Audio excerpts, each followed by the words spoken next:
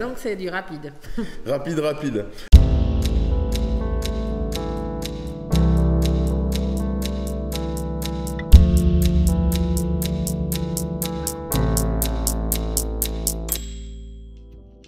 Bonjour à tous. Salut Charlie. Salut Caro. Bienvenue dans Herzoliu Kitchen Fast Food. Alors aujourd'hui, qu'est-ce qu'on fait Charlie? Alors aujourd'hui, on va parler de double exposition. Double exposition, ça veut dire qu'on va exposer deux fois? Deux fois sur la même photo, donc c'est double exposition, sur impression, il y a quoi encore ça ne me revient plus là, maintenant, mais ça me reviendra certainement pendant la vidéo. Donc la double exposition, mais avec un boîtier mécanique, donc argentique, mécanique, tout ce qu'il y a de plus basique. Parce que certains argentiques à une époque proposaient aussi de pouvoir désamorcer, enfin de ne pas avancer le film quand c'était des avancées automatiques. Et alors du coup, ça se passe comment pour la double exposition?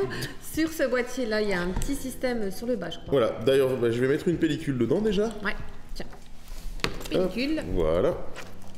Vite, vite, vite, comme ça on vous rappelle en même temps comment on met une pellicule dans un boîtier mécanique. Hop, si j'y arrive d'un seul coup, ce serait top. Voilà, ça commence. Et bricole. Je pensais que tu gérais le côté rapido, ça. Non, alors et on est sur fast food, hein, ça doit aller vite, hein, Charlie, ça va pas ça. Non. Qu'est-ce qu'il fait là? Il bricole, il bricole, il bricole.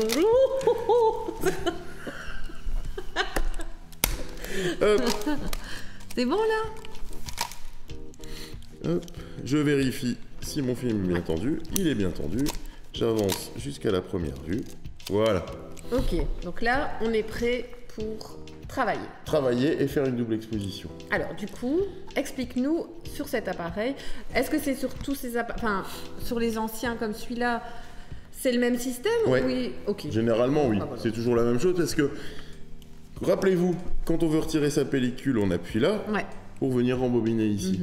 Donc là, c'est pareil. Pour faire une double exposition, donc une surimpression, refaire une photo sur une photo, je vais déclencher une première fois. Ok. J'arme et vous verrez qu'ici, là, ça ne tourne pas. Donc j'ai juste armé mon appareil. Je redéclenche, double exposition. Je avance et voilà. Et là, vous avez vu, mon film avance. T'as appuyé ici en dessous. Et t'as appuyé avant d'armer. Mais voilà, là par exemple, ici, je fais ma photo. J'ai déjà armé. J'appuie ici. J'avance, vous verrez que ça ne bouge pas. Voilà. Et là, du coup, on sait qu'on est dans la double exposition. Mais qu'est-ce qui se passe quand j'arme? Ça remonte. Et du coup, quand je fais ma double exposition, mon film avance.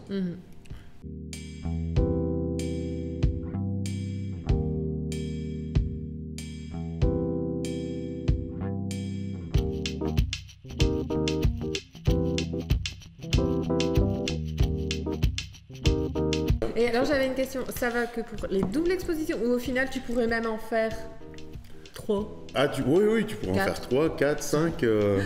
Mais par contre, ce qu'il faut faire attention quand on fait de la double exposition ou de la triple ou de la quadruple, il faut diviser son temps. Oui.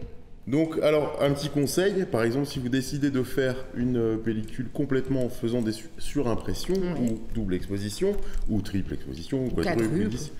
Mais là, on va partir sur une double. C'est de mettre, par exemple, là j'ai chargé un film 800 ISO, je vais mettre ma cellule sur 400 ISO.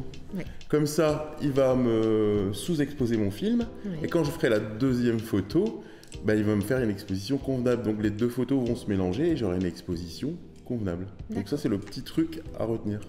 Important.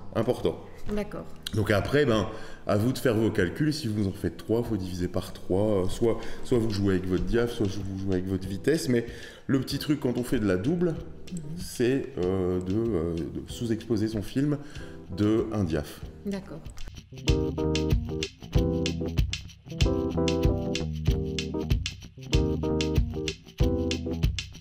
Après, ce qui peut être sympa aussi, justement, avec la double exposition, c'est faire un jeu avec des photographes. Se dire, voilà, moi j'ai fait une première photo, tu dis pas la photo que tu as faite et hop, toi tu passes à. Ouais, ou alors le mieux, là j'ai un film 800 ISO. Je fais plein de photos à 400 ISO. Je le donne à un autre photographe qu'il remet dans son appareil et qu'il met à 400 ISO et il fait une double impression. Donc ça se fait pas mal ça, hein, de ce jeu-là de s'échanger les pellicules pour avoir des photos un peu bizarres. Parce que là en plus ça va pas être amorcé de la même façon, donc ça va... Donc il y aura des petits décalages, il y aura des expérimentations qui pourront être intéressantes. Tout à fait. Bien. Voilà. Merci de nous avoir suivis. À bientôt. Abonnez-vous à notre chaîne YouTube. Laissez un pouce. Et tout est dit. Voilà. Salut. Attends, j'ai oublié un truc. Ah oui, et en plus on a oublié, on vous dit au revoir, on vous dit de laisser des pouces, tout ça, mais on a oublié la chose essentielle, on vous souhaite de belles fêtes de fin d'année. Et on se retrouve après notre trêve hivernale. Parce qu'on en aura bien besoin après les fêtes, je pense. Et on se retrouve donc après les fêtes de fin d'année, de bonne humeur, en pleine forme, avec quelques kilos en plus. Et donc plus ou moins mi-janvier, et d'avance on vous souhaite une très bonne année. À vous, et oui, et moi aussi je vous souhaite une très belle année. Pour nos téléspectateurs. Pour nos téléspectateurs, tout à fait. À bientôt. Bonne année. Et bonne année.